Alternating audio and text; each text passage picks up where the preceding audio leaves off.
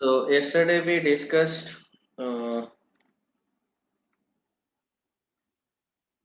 the definitions. उसमें हमने plane का डेफिनेशन कंप्लीट किया था.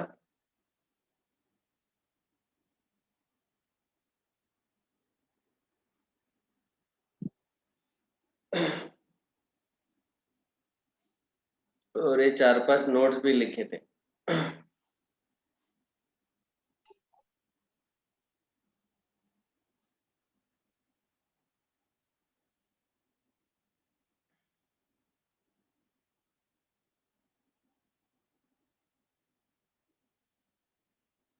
ठीक है. सो प्लेन के हमने 2 डेफिनेशन लिखे थे. एक बार क्विक रिकैप लेते हैं. सी, plane is a smooth surface which can extend infinitely in all direction, like this. जैसे मैंने बोला था कि एग्जांपल शीट ऑफ पेपर और you can say top of the table. लेकिन ये पूरे चारों डायरेक्शन में एक्सटेंड होता है इनफिनिटली.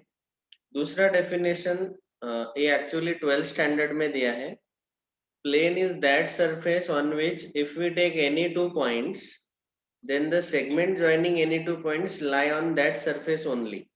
वो जो पूरा सेगमेंट PQ है वो पूरा सेगमेंट उसी सरफेस पे रहेगा. Okay. So that is the next definition of plane. तो जैसे यहाँ पे हमने 2 पॉइंट लिए PQ और कोई 2 पॉइंट आप ले सकते हैं. उनको ज्वाइन करने वाला सेगमेंट ले लो तो वो पूरा का पूरा सेगमेंट उस प्लेन के अंदर ही रहेगा. It will be on that surface only. Such surface is called as a plane. ये सेकंड डेफिनेशन है. इसमें किसी को कोई डाउट समझ में आए दोनों definitions? Yes, sir.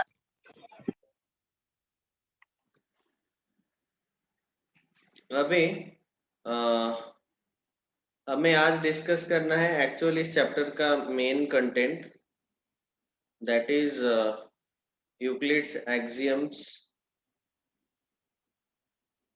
Euclid's postulates and also we have to discuss some theorems. तो पहले वो चीजें हम देख लेंगे. First we shall discuss the meaning of them first of all.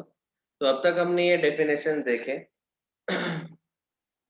अभी ये जब हम डेफिनेशन बोलते हैं तो डेफिनेशन हम किस चीज का दे सकते हैं? जिस चीज का नेचर, जिसका स्वभाव सेम है ऑल थ्रू आउट. जैसे for example at room temperature water is always liquid. तो the state of water is liquidity, liquid. तो इसीलिए हम बोलते हैं कि water is always liquid generally on at room temperature. तो उसका वो स्वभाव है, वो नेचर है. हम डिफाइन करते हैं कि वाटर मतलब लिक्विड, हम अज्यूम कर लेते हैं. उसका नेचर फिक्स है. लेकिन जब हम ये सारी चीजें देखते हैं, that is a point, a line and a plane.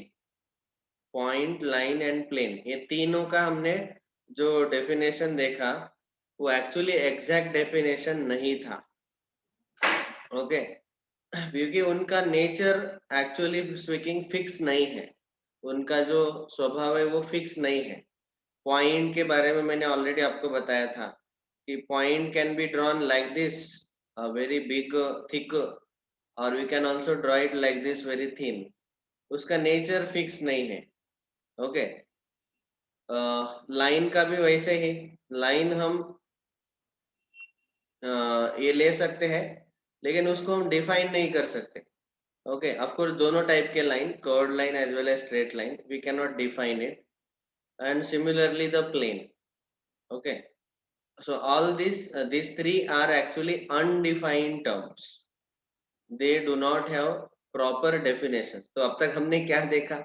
मैं बोल रहा था कि ये डेफिनेशन है प्लेन का, ये डेफिनेशन है लाइन का. तो अब तक क्या देख रहे थे हम टाइम पास कर रहे थे क्या? नहीं. what we saw is how to look at those things which are not defined. जब वो कुछ चीजें हमें डिफाइन नहीं दिए रहते, and those things are not defined, then we have to at least understand about them. We have to know their nature, so that अभी देखो ज्योमेट्री में क्या है, इन चीजों का डेफिनेशन नहीं है लेकिन उनका एप्लीकेशन है। जैसे ये हमने देखा, ये 4-5 एप्लीकेशन देखे कि एक पॉइंट से कितने लाइन पास होते हैं, 2 पॉइंट से कितने लाइन पास होते हैं। पॉइंट और लाइन का हमें डेफिनेशन नहीं पता है लेकिन उनके बारे में थोड़ा तो पता रहना चाहिए। तो इसलिए हमने बोला कि ठीक है, point means a fine dot drawn by sharp pencil on paper. Okay, line को हमने बोला सेट ऑफ पॉइंट्स। फिर प्लेन को हमने बोला, एक्चुअली प्लेन को और एक चीज बोल सकते हैं, सेट ऑफ लाइंस। लाइंस एक साथ जोड़ दिए तो वो प्लेन बनता है, ऐसे भी आप बोल सकते हैं। That is for our understanding कि वो दिखने में कैसा है, ताकि हम उसके एप्लीकेशन बेस्ड क्वेश्चन सॉल्व कर पाए, क्योंकि उनका एप्लीकेशन बहुत ज्यादा आगे आने वाला है। इसीलिए हमने वो सब चीजें अब तक देखे हैं। Okay, now there is one definition which we need to learn now, क्योंकि अभी हमें यूक्लिड्स के एक्सियम्स और पोस्टुलेट्स हमें देखने हैं। So we have to know what is the meaning of axiom. Axiom का मीनिंग क्या होता है? तो देखो यहाँ पे axioms and postulates. So see, this is the paragraph greater. मैं ये पैराग्राफ एज इट इज आपके सामने पढ़ता हूँ, क्योंकि जो एनसीईआरटी में वर्ड्स यूज किए हैं वो बहुत अच्छे से उन्होंने बताया। Starting with his definitions, Euclid assumed certain properties which were not to be proved. These assumptions are actually obvious universal truths, and he divided them into two types, axioms and postulates. He used the term postulate for assumptions that were specific to geometry, and common notions, often called axioms, on the other hand, were assumptions used throughout mathematics, not specifically linked to geometry. तो ये paragraph पढ़ के आपको ये समझ में आना चाहिए कि एक्सियम का मीनिंग क्या है और पोस्टुलेट्स का मीनिंग क्या है।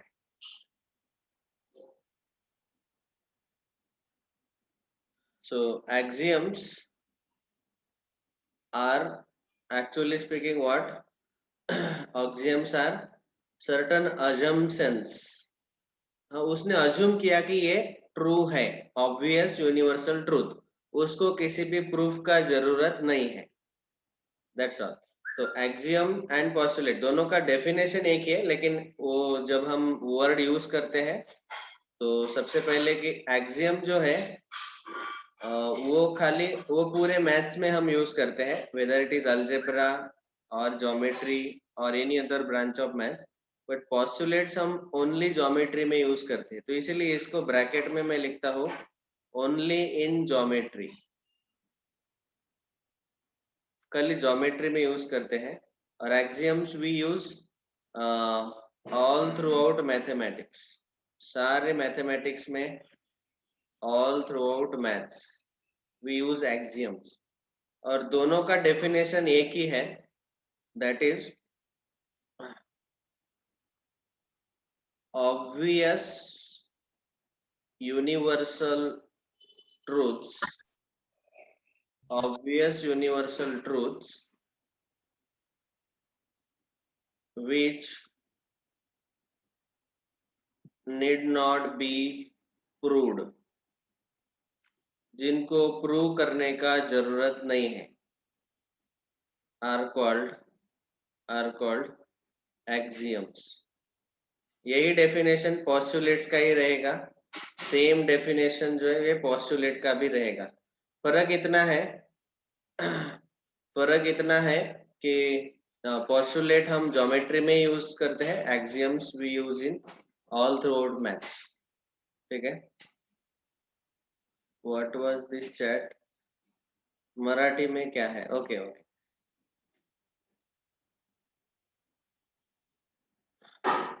मराठी त्याला आपण गृहीतक म्हणतो। गृहीतक ते गृहीत धरलेले असतात नेहमी, दे आर ऑलवेज ट्रू, त्यांना प्रूव्ह करण्याची गरज नाही, we need not prove them. Okay, आता याचे example, let's take example of this. For example number 1, See, some Euclid's axioms are given here. So they have shown the list here. ये list आप पढ़ लेना, book में दिया हुआ है. See, for example,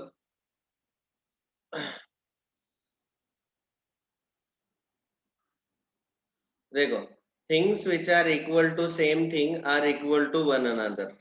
मतलब इसका एक एग्जांपल देता हूँ मैं. फॉर एग्जांपल मैंने ऐसे बोला है कि एक लाइन सेगमेंट लिया ए बी, दूसरा लाइन सेगमेंट लिया सी डी, तीसरा लाइन सेगमेंट लिया पी क्यू. गिवन है कि A B is equal to P Q, segment A B equal to P Q, P Q is equal to C D. तो यहाँ पे ये दिया हुआ है कि पहला दूसरे के साथ इक्वल है, दूसरा तीसरे के साथ इक्वल है. इसका मतलब यहाँ पे हम सीधा सीधा बोल सकते हैं कि A B has to be equal with C D. Okay, पहला तीसरे के साथ श्योरली इक्वल आने वाला है. So this is that axiom, things which are equal to same thing are equal to one another. मतलब ये ए बी और सी डी दोनों इक्वल टू पी क्यू है, ये सेम थिंग है. पी क्यू, दोनों में पी क्यू कॉमन है, तो इसका मतलब ये दोनों खुद में भी इक्वल आ जाएंगे. Okay, so that is actually the first axiom given by Euclid. तो ऐसे हर एक एक्सियम का हम एग्जांपल लेके बता सकते हैं. Okay, so one by one we can also make a note or discussion of all those axioms. क्योंकि आगे जाके एक्सरसाइज में हमें ऐसा पूछा गया कि नीचे दिए गए स्टेटमेंट में से एक्सियम कौन से हैं यूक्लिड के और पोस्टुलेट कौन से हैं, ये हमें बाइफरगेट करना है. तो अलग अलग है दोनों चीजें. जब भी एकदम सिंपल है कि obvious universal truths which need not be proved, उसको प्रूव करने का कोई जरूरत नहीं है. जैसे फॉर एग्जांपल, और एक एग्जांपल समझो, दूसरा एक एग्जांपल, एक पॉइंट से इनफिनिट लाइंस पास होते हैं, इसको प्रूव करने का जरूरत है क्या? This is obvious universal truth. Okay, which need not be prove, इसको प्रूव करने का कोई जरूरत ही नहीं है क्योंकि एक पॉइंट से इनफिनिट लाइंस पास होते हैं. Okay, it is accepted that it is true, it is assumed that it is true. Okay, तो इसीलिए इसको हम बोलते हैं एक्सियम और पोस्टुलेट. स्पेशली ये ज्योमेट्री से रिलेटेड है, इसलिए इसको हम बोलते हैं पोस्टुलेट. मराठी त्याला आपण म्हणतो गृहीतक. गृहीतक म्हणजे गृहीत धरलेले आहे की हे सत्य आहे, हे ट्रू आहे, लाइक दैट. उसको प्रूव करने का जरूरत नहीं है. ओके, डेफिनेशन ये सेम ही है एक्सियम्स और पोस्टुलेट का. फर्क इतना है कि पोस्टुलेट ज्योमेट्री में यूज होते हैं. ये वर्ड पोस्टुलेट हम खाली ज्योमेट्री में यूज करते हैं, और एक्सियम ये वर्ड हम पूरे मैथ्स में यूज करते हैं, अलजेब्रा में भी यूज करते हैं. ये सबको समझ में आया? Yes, sir. लिखो, Yes, sir. Write down.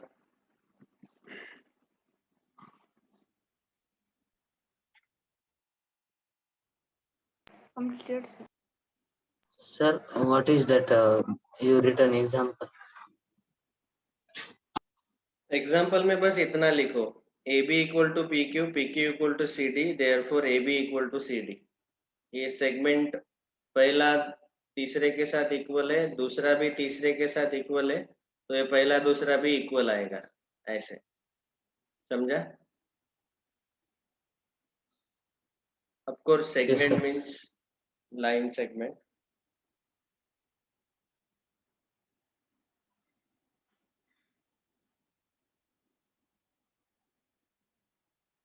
Means this is not it is not necessary to prove that AB is equal to PQ. A B is equal to C D ये प्रूव करने का जरूरत नहीं है, ये पहले से गिवन है. ये दोनों चीजें पहला दूसरे के साथ इक्वल, दूसरा तीसरे के साथ इक्वल, तो पहला तीसरा भी इक्वल आएगा ऐसे.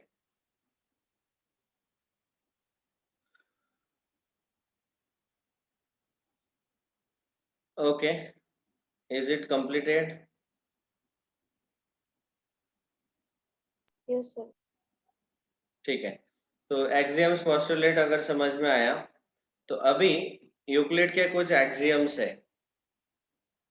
यूक्लिड्स एक्सियम्स, उसका उन्होंने यहाँ पे लिस्ट बना के दिया है। तो वो लिस्ट आपको ऑलरेडी बुक में दिया है, and even in MTG book also the list is given.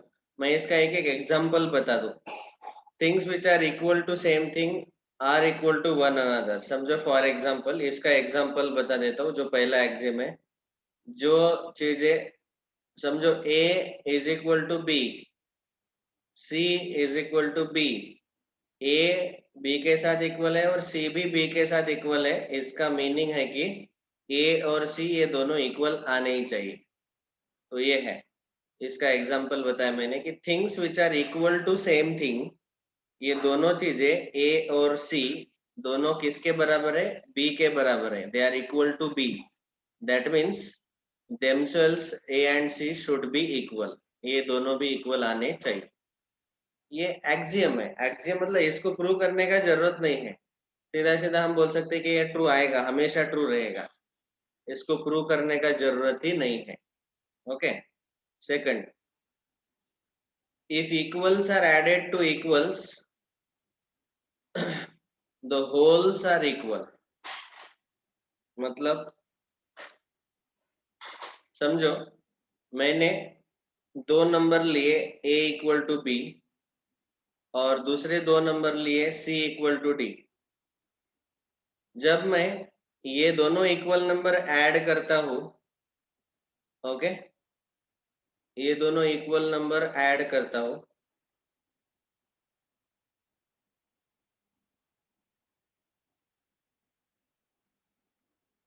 if equals are added to equals then the wholes are equal। तो इसमें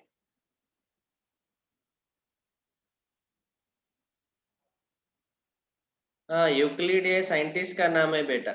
यूक्लिड एक साइंटिस्ट है जिन्होंने ये एक्सियम्स हमें दिए हैं, एक्सियम्स गृहीतक। ओके, ये सारे एक्सियम्स दिए हैं। So those 7 axioms we are discussing.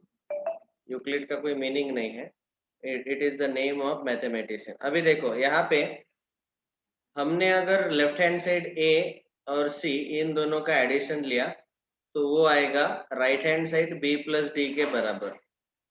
ठीक है, when the equals are added the wholes are equal. मतलब ये दोनों इक्वल चीजें हमने ऐड कर दी। कौन से दो इक्वल चीजें हैं? A equal to B, C equal to D। इसको बोलो इक्वेशन 1, इसको बोलो इक्वेशन 2। इन दोनों को अगर हमने ऐड किया 1 प्लस 2 तो एडिशन भी इक्वल आएगा। वो अज्यूम किया गया मैथ्स में कि दो इक्वल चीजों का एडिशन हमेशा इक्वल आता है।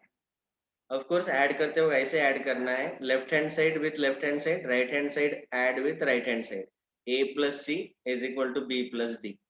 ये मैं एग्जांपल दे रहा हूँ यहाँ पे, वो स्टेटमेंट आप खुद लिख लेना है। स्टेटमेंट नहीं लिखा तो भी चलेगा अभी नोट्स निकालते वक्त, क्योंकि ये सारे एक्सियम्स बुक में भी लिस्ट करके दिए हैं, हमारे एमटीजी में भी लिस्ट करके दिए हैं। बाद में if equals are subtracted from equals the remainders are equal. तो यहाँ पे सेम थिंग, अगर ये दोनों इक्वल है, इसको बोलो equation number 1 and equation number 2 है C इक्वल टू D, और उन दोनों का हमने अगर सब्ट्रैक्शन लिया इक्वेशन 1 माइनस इक्वेशन 2, तो लेफ्ट हैंड साइड सब्ट्रैक्ट करेंगे A minus C is equal to B minus D। ये दोनों इक्वल आएंगे, सब्ट्रैक्शन भी इक्वल आते हैं। चौथा postulate, things which coincide with one another are equal to one another। हाँ, मल्टीप्लाई इक्वल नहीं आता। अच्छा, मल्टीप्लिकेशन इक्वल नहीं आता है क्या? डिवीजन इक्वल नहीं आता है क्या? दोनों आएंगे equal. Multiplication will also be equal, division will also be equal. Yes, we are discussing only those which are given here. ठीक है, तो आप अगर देखेंगे तो इसको हम एक्सटेंड कर सकते हैं, मल्टीप्लिकेशन भी इक्वल आता है, डिवीजन भी इक्वल आता है। यस, ऑफ कोर्स डिवीजन लेते हो कि एक चीज याद रखना है कि जो डिनोमिनेटर है वो नॉन जीरो रहना चाहिए. Next, fourth axiom, things which coincide with one another are equal to one another. देखो, थिंग्स विच कोइंसाइड, कोइंसाइड का मतलब क्या है? जैसे एक पॉइंट P है, एक पॉइंट Q है, इन दोनों पॉइंट को ज्वाइन करके हमने एक सेगमेंट PQ ड्रॉ किया, और अभी मुझे पता चला कि ये जो पॉइंट P जहाँ पे ड्रॉ किया हमने, वहीं पे एक दूसरा पॉइंट A भी है सेम पोजीशन पे, और यहाँ पॉइंट Q जो है, यहाँ पे पॉइंट B है. तो यहाँ पे हमने अगर बोला कि सेगमेंट AB और सेगमेंट PQ, तो हम बोलेंगे कि ये दोनों के दोनों सेगमेंट इक्वल है, सेम है. कोइंसाइड करना मतलब क्या? एक के ऊपर एक रहना, ओवरलैप करना. मतलब यहाँ पे सेगमेंट PQ और सेगमेंट AB दोनों एक के ऊपर एक है. That means they should be equal. दोनों इक्वल रहने ही चाहिए. ठीक है. Next, fifth axiom, the whole is greater than the part. Fifth axiom, देखो, अगर मैंने ऐसे बोला कि A जो है ये B और C का एडिशन है, A is addition of B and C, तो इसका मतलब है कि A B से बड़ा होना चाहिए और C से भी ग्रेटर होना चाहिए बाय डिफॉल्ट, क्योंकि इन दोनों का वो एडिशन है. तो यहाँ पे A जो है that is the whole, and B और C इसके पार्ट्स है, पार्ट्स. ओके. इसका ज्योमेट्री में भी हम एग्जांपल ले सकते हैं कि समझो मैंने एक रेक्टेंगल लिया, वो जो बड़ा रेक्टेंगल है ये एक रेक्टेंगल नंबर 1 और रेक्टेंगल नंबर 2 इन दोनों से बना है. ओके. ये जो बड़ा रेक्टेंगल जो है, इस बड़े रेक्टेंगल को हम देंगे नंबर 3. तो जो नंबर 3 वाला रेक्टेंगल है, ये रेक्टेंगल 1 और रेक्टेंगल 2 इन दोनों का एडिशन करके बना है. तो हम बोलेंगे कि अगर मैंने पूछा कि एरिया तीसरे रेक्टेंगल जो सबसे बड़ा रेक्टेंगल है, ये इसको नाम देते हैं ABCD. ये जो बड़ा रेक्टेंगल है, एग्जाम्पल 1, एग्जाम्पल 2, दूसरा रेक्टेंगल का एग्जाम्पल, तो इसमें बड़ा रेक्टेंगल ABCD जो है, तीसरा रेक्टेंगल, ये हमेशा पहले रेक्टेंगल से और दूसरे रेक्टेंगल से बड़ा आएगा. ठीक है. तो यहाँ पे ये बड़ा रेक्टेंगल ABCD जो है वो होल पार्ट है, बड़ा पार्ट है, होल पार्ट. होल मतलब एक पूरा मशीन, और उसका पार्ट मतलब उस मशीन को लगाया गया एक आधा स्क्रू, उसका एक आधा शाफ्ट, कोई तो एक पाइप. एक मशीन को बहुत सारी चीजें लगाई जाती है, तो उसमें से एक स्क्रू अगर निकालेंगे तो उसको बोलते हैं हम part of the machine. Whole मतलब पूरा मशीन, और पार्ट मतलब उसका कोई तो छोटा पार्ट. वैसे यहाँ पे हमने मैथ्स में भी लिया, A is the addition of B and C. तो A होल है, बड़ा मशीन है, और ये B और C उसके पार्ट है. तो हमें यहाँ क्लियरली बोला गया इस एक्सियम में कि whole is greater than the part. जो होल, जो बड़ा पार्ट है, जो पूरा मशीन है, वो एक पार्ट से बड़ा ही रहता है हमेशा. तो यहाँ पे ऐसे हमने लिखा दो example. Sixth axiom number 6, things which are double of the same things are equal to one another. आप अभी यही चीज ट्रिपल के लिए यूज कर सकते हो, हाफ के लिए यूज कर सकते हो, 5 टाइम्स के लिए यूज कर सकते हो. ओके. बिल्कुल सिंपल है. समझो मैंने देखो यहाँ क्या बोला गया, things which are double of the same thing are equal to one another. मैंने लिखा कि A is 2 times C and B is also 2 times C. इसका मतलब A और B इक्वल आएंगे. So that is of axiom number 6. Axiom number 7, things which are half of the same thing are equal to one another. ऐसे ही. तो हमने अगर ऐसे बोला कि A is half of C and B is also half of C, that means A and B should be equal. ये इसीलिए हम डिस्कस कर रहे हैं क्योंकि आगे जाके प्रूफ में हमें ये सारी चीजें यूज करनी है, प्रूफ लिखते वक्त और किसी भी थ्योरम को प्रूव करते वक्त. ओके, तो ये सारे एग्जांपल्स करस्पॉन्डिंग टू एक्सियम्स आप लिख सकते हैं. Write down. अभी आपको बस एग्जांपल्स लिखने हैं. इसके एक्सियम के स्टेटमेंट बुक में दिए हैं और एमटीजी में भी दिए हैं, सो डोंट वरी, ये स्टेटमेंट लिखने का जरूरत नहीं, बस एग्जांपल लिख लो. Write down. तो जब आप पढ़ेंगे तो साथ में बुक भी बाजू में रखना, वहां से पता चल जाएगा ये एग्जांपल पहले एक्सियम का है, ये एग्जांपल दूसरे एक्सियम का है.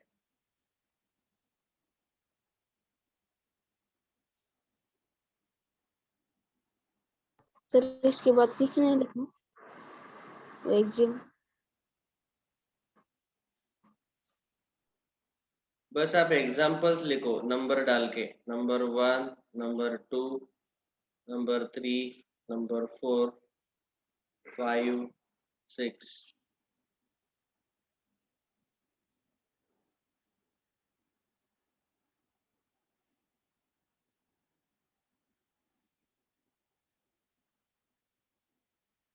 तो अभी देखो, ये जो यूक्लिड है इसने ऐसे कुछ 7 एक्सियम बता दिए कि इन सब चीजों को प्रूव करने का कोई जरूरत नहीं है, ये अपने आप आ ही जाते हैं, तो you need not prove them. इसी तरीके से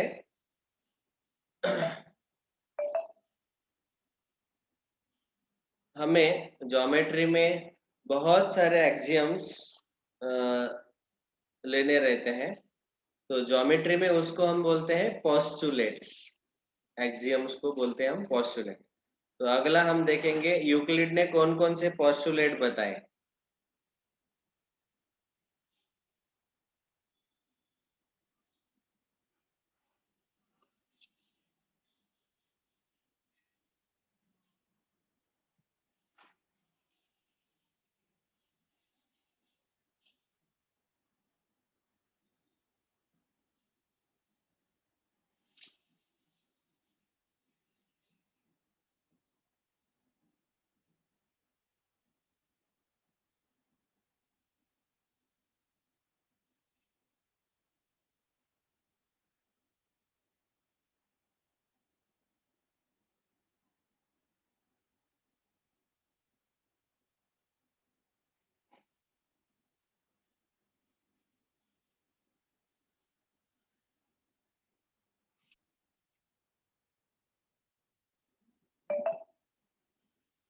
देखो पहला एक्सियम क्या था,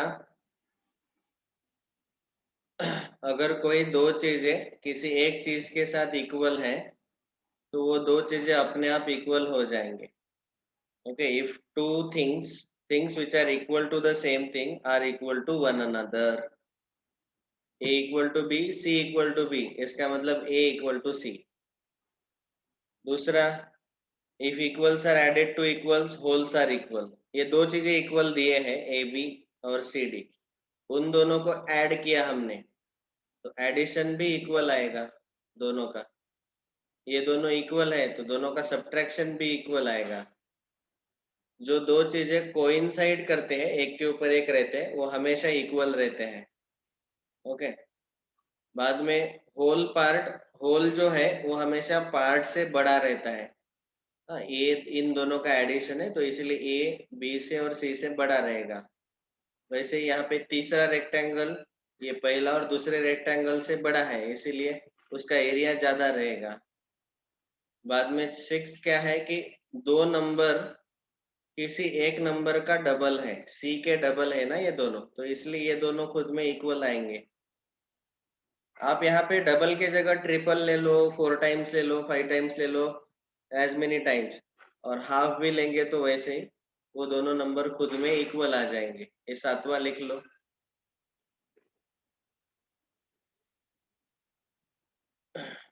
So these were 7 Euclid's axioms.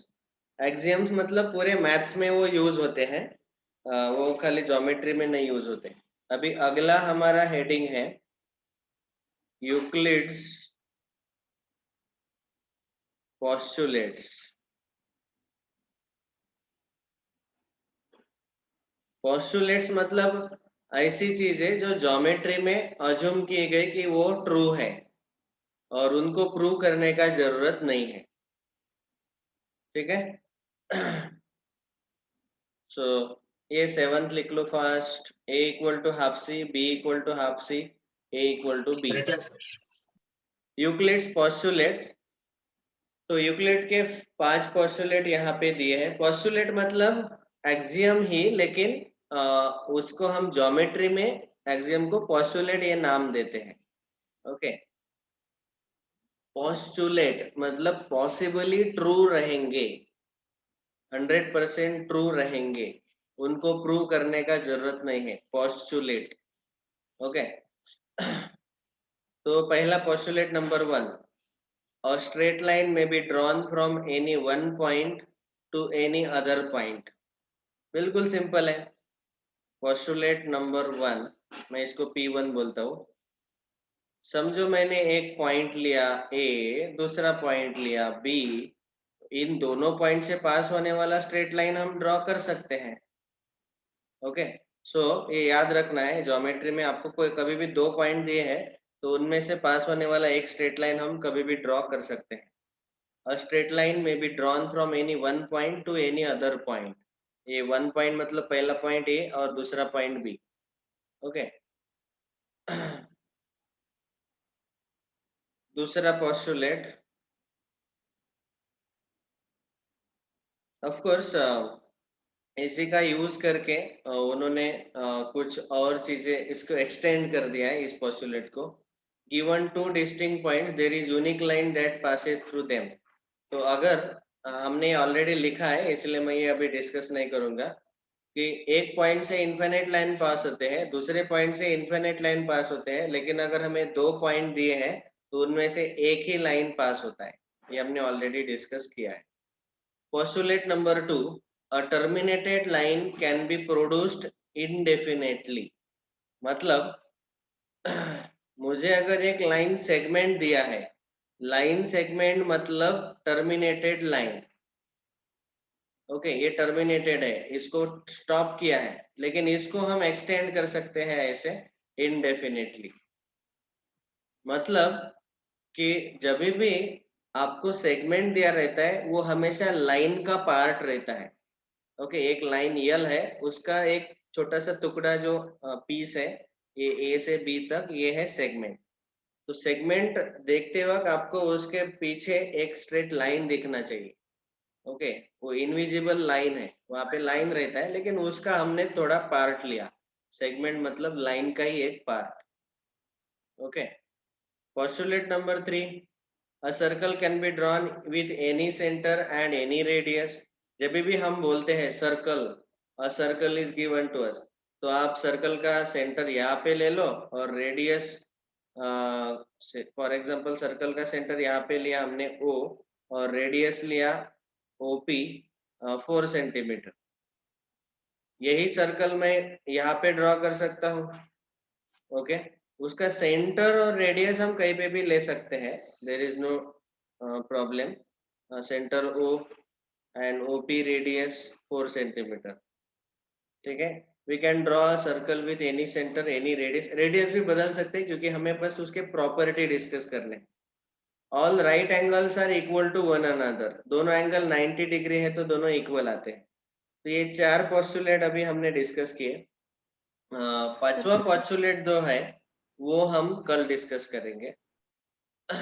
ये थोड़ा सा डिफिकल्ट है। अभी आज का होमवर्क है exercise 1, try to solve exercise number 1। If you can solve some question specially true और फॉल्स वाले, ये पहला क्वेश्चन सॉल्व कर लो और दूसरा क्वेश्चन डेफिनेशन से। Try to solve question 1 and question 2। That is today's homework.